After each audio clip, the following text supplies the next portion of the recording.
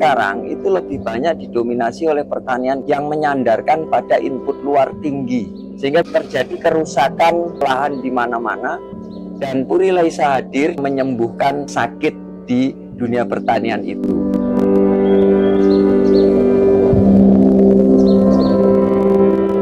Nama saya Bambang Ikhwan Hidayat. Saya adalah ketua dari P4S Puri Laisa Kota Samarinda. P4S Puri Laisa ini berkonsentrasi kepada pertanian regeneratif. Kehadiran P4S Puri Laisa adalah ingin mengembalikan kondisi pertanian menjadi lebih produktif dan lebih menguntungkan bagi kesejahteraan petani. P4S itu adalah pusat pelatihan pertanian dan perdesaan swadaya. Puri itu bahasa Sanskerta yang maknanya rumah yang baik, tempat tinggal dan tempat kita melakukan aktivitas. Sementara Laisa sendiri itu adalah kependekan dari Low External Input Sustainable Agriculture. Satu pertanian menggunakan input murah tapi berkelanjutan. Fokus kegiatan kami di sini adalah pelatihan kepada sumber daya manusia pertanian dalam hal memproduksi sarana produksi pertanian yang berbasis organik dan juga konsentrasi untuk mengolah limbah. P4S berkoordinasi dengan Dinas Pertanian mulai dari kota maupun provinsi.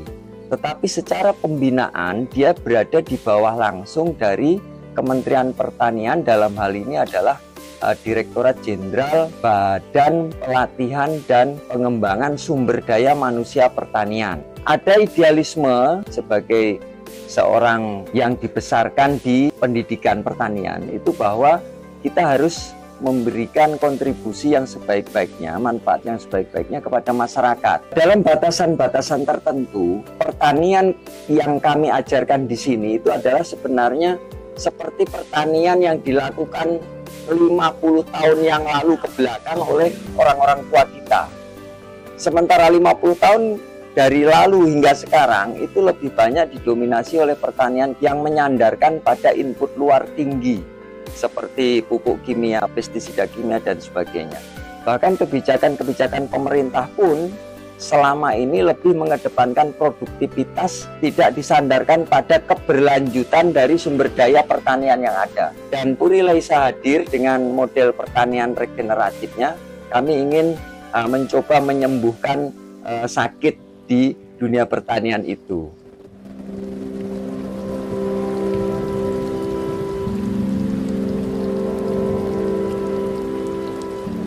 Ada satu produk yang namanya biochar. Biochar itu adalah hasil pirolisis dari biomasa.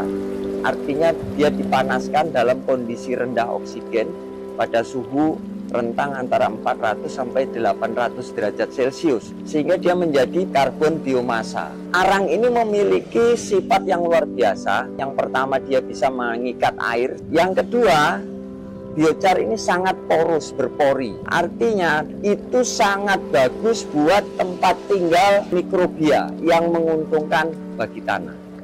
Yang ketiga, biochar punya kemampuan menahan pemakaian nutrisi. Jadi pada saat tanaman memerlukan, dia lepaskan. Pada saat tanaman tidak memerlukan, dia tahan.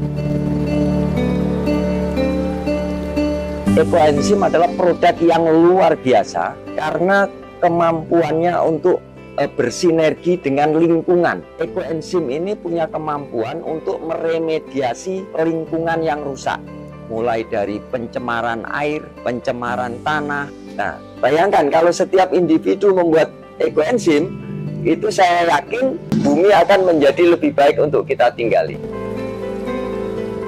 Kesulitan di dalam mendirikan Puri Laisa itu sebenarnya lebih kepada kesulitan fisik, bukan kesulitan teknis ya.